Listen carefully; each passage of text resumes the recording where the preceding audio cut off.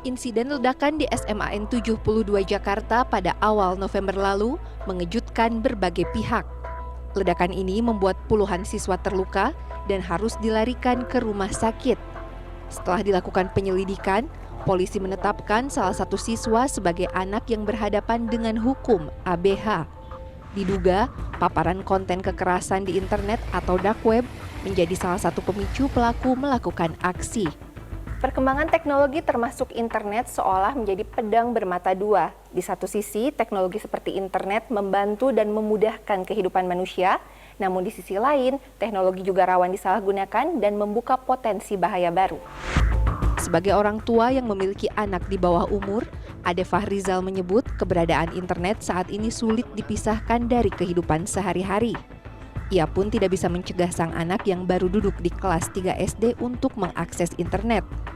Namun demikian, sejumlah antisipasi ia lakukan agar sang anak bisa terhindar dari berbagai konten negatif.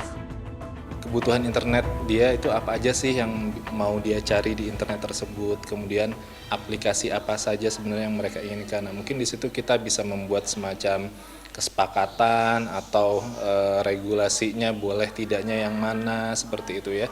Dan yang paling penting mungkin terkait dengan durasi sih kalau menurut saya. Selain mengawasi, menurutnya orang tua pun wajib mengikuti perkembangan teknologi agar bisa meminimalisir risiko di dunia digital serta memberikan edukasi terkait literasi digital kepada anak. Dalam artian bahwa dengan adanya kita mendampingi secara tepat, memberikan tadi edukasi secara literasi digitalnya, ya itu bisa membantu juga dalam mengontrol. Dan juga mungkin kita bisa memanfaatkan fitur-fitur seperti parental control yang ada di internet untuk bisa mengawasi dan mengetahui sejauh mana akses anak kita terhadap internet itu sendiri. Dosen Keamanan Siber dan Forensik Digital Telkom University Niken Dwi Cahyani mengatakan, akses internet untuk anak di bawah umur memang perlu pengawasan ketat dari orang tua. Ia menyebut internet, terutama dark web, memiliki banyak konten dan informasi yang sebetulnya bukan untuk dikonsumsi anak-anak. Niken menjelaskan, dark web sendiri merupakan bagian tersembunyi dari internet dan tidak terindeks oleh mesin pencari biasa, sehingga membutuhkan peramban khusus untuk mengaksesnya. Dark web ini biasanya menjadi pusat berbagai aktivitas ilegal, sehingga berbahaya apabila diakses oleh anak-anak. Ya, karena dark web ini adalah bagian dari internet yang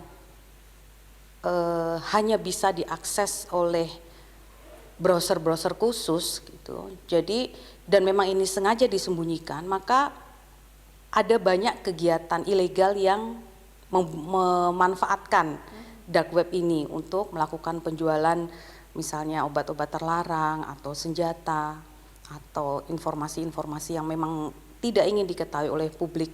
Itu ada di situ. Bagi orang-orang yang atau anak-anak yang tidak punya kepentingan di situ, ketika dia mengakses dark web, maka dia akan terpapar oleh informasi-informasi yang sebetulnya tidak perlu dia ketahui. Atau kalau dia tidak melindungi dirinya sendiri, ketika dia masuk ke dalam dark web, dia malah bisa menjadi target dari orang-orang yang ada di dark web itu yang mempunyai kepentingan-kepentingan yang sifatnya jahat. Menurutnya, kasus SMAN 72 Jakarta seharusnya menjadi pengingat bagi orang tua, sekolah maupun pemerintah agar tidak mengabaikan anak dan terus mengawasi aktivitas anak-anak di dunia digital. Laisa Nisa, Helmi Suryanegara, Bandung, Jawa Barat.